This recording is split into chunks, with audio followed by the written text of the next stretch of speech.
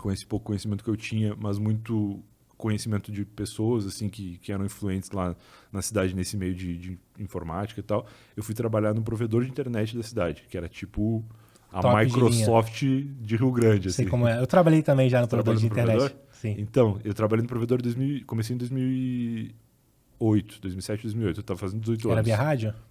Depois se tornou via rádio. Nessa época era só DSL e internet de escada. Isso aqui. Tava começando o rádio, que funcionou muito bem lá, e eu acho que até hoje tem, porque Rio Grande é uma cidade totalmente plana.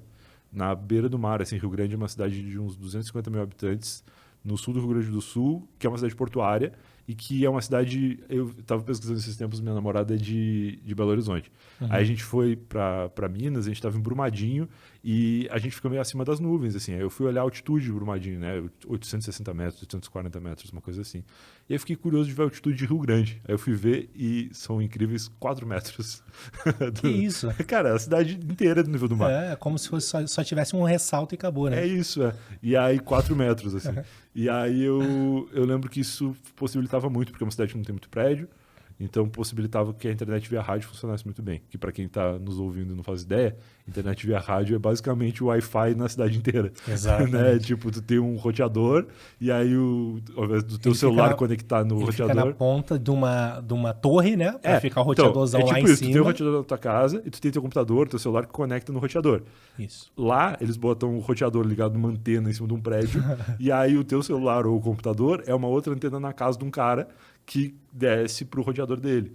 E aí a internet inteira funciona por Wi-Fi na cidade, assim. Que lá, eu não sei hoje como que tá, mas quando eu saí, tava a empresa bombando, assim, de via rádio. Ela ainda era a única empresa de internet via rádio local lá.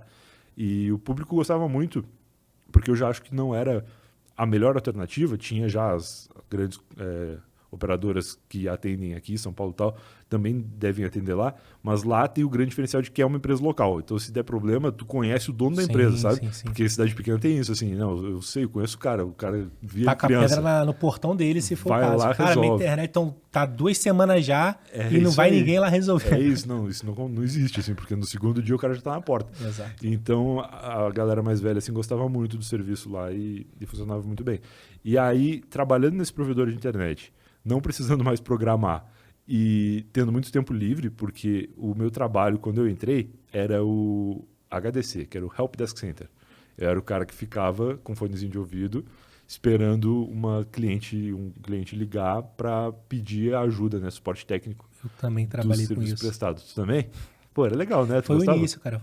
Foi meu início. Eu gostava, porque me ajudou muito na minha didática, mas eu também. ajudou muito a falar certo, porque lá no Rio, cara, por eu ser do interior... Bom, eu nasci e fui criado na Chatuba de Mesquita, então era na favela, e aí com 10 anos, acho que é 10, eu sempre erro a idade que eu fui, mas eu fui morar em Seropédica, então eu passei a minha juventude, e aí querendo ou não, a fase de maturação ali no interior, que também é Baixada Fluminense, mas é muito mais afastado de tudo. E aí, assim, cara, a minha fala era muito errada. Eu usava muita gíria, eu falava muita coisa arrastada, ou cortava muita palavra. E Mas quando eu comecei a trabalhar com Helpdesk, você tem que falar certo, não tem jeito. eles exigiam isso? Exigiam. Cara, no início, eu digo assim, eu tinha a sensação de que era uma parada muito errada. Talvez ainda seja. O quê? O cara ficava ouvindo, o meu gestor ficava ouvindo as ligações de todo mundo. O Helpdesk era pequeno, era 3 funcionários apenas. O meu também, eram 3. Aí, a gente trabalhou junto, não? Pô, já pensou? E aí, ele ficava ouvindo, chamava, ele ouvia, e se você tivesse falado alguma coisa errada, ele já te chamava na sala, dava play e falava, ó, tu não pode falar isso. Por que você tá falando isso? Mas o teu era sério. Que ano que era? 2000 e... Eu tenho 30, né? Sou de 94. Tá, eu Isso tenho 35. É bem próximo. Mas isso justifica por que tua empresa era organizada e a minha não. Porque em 5 anos deve ter dado muita merda. Porque a gente trabalhava, vou contar mais detalhes depois, mas eu já cheguei a xingar cliente achando que tava no mudo e não tava. Não xingar, porque eu não sou de xingar ninguém até hoje.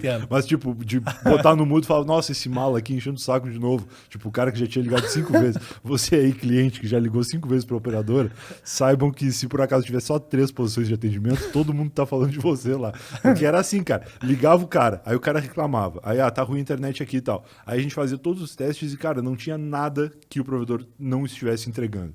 Era, sei lá. Cara, o nível de atendimento nessa época era, parece meme, mas era o cliente que arrastava o Internet Explorer para a lixeira e achava que ele tinha excluído a internet. E, tipo, meu Deus, o que eu faço agora? Excluí a internet, liga pro suporte, ligava. Aí a gente explicava 1000 vezes o que tinha acontecido, o cara tinha limpado a lixeira.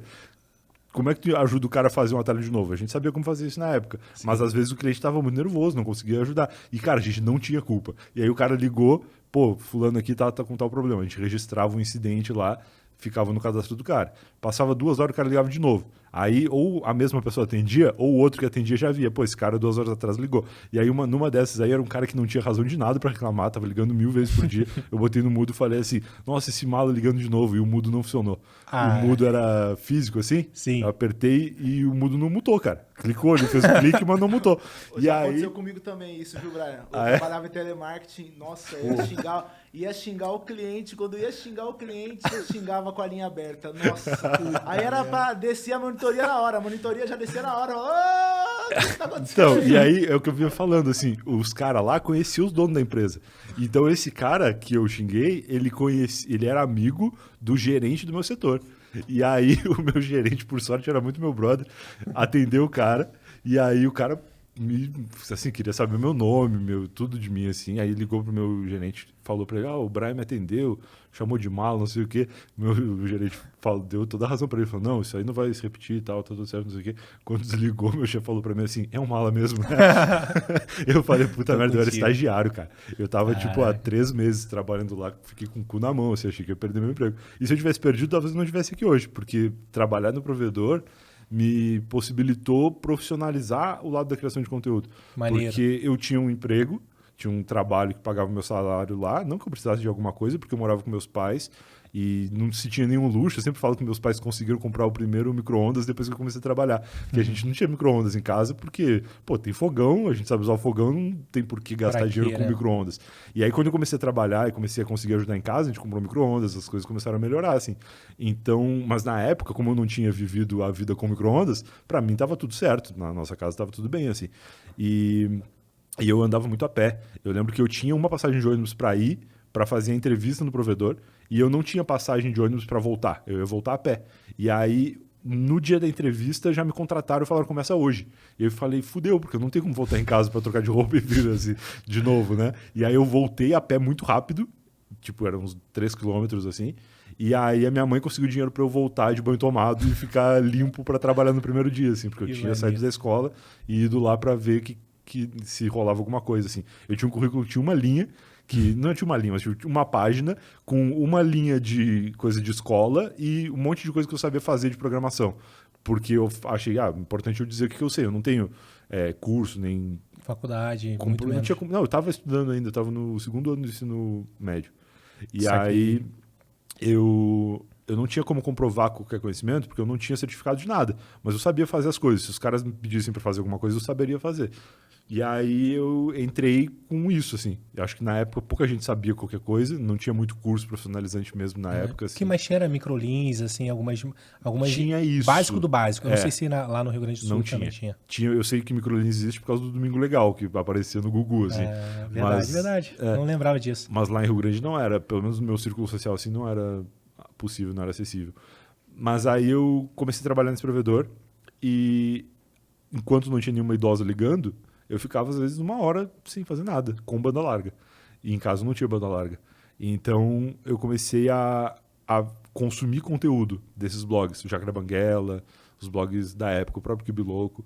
E aí comecei a entender que existia essa curadoria de conteúdo que servia para a galera da minha empresa ver, tipo, os outros 2 atendentes e os outros 3 que entravam quando a gente saía, ficavam vendo conteúdos e eles mandavam entre eles em corrente de e-mail.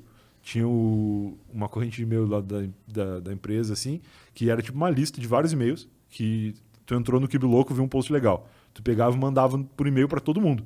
Aí, sei lá, 20 pessoas da empresa. Uma lista de transmissão do WhatsApp. Tipo isso. Exatamente. Todo mundo da empresa via lá que tu mandou, achava legal, e aí respondia com outra coisa que viu no Jacaré Banguela.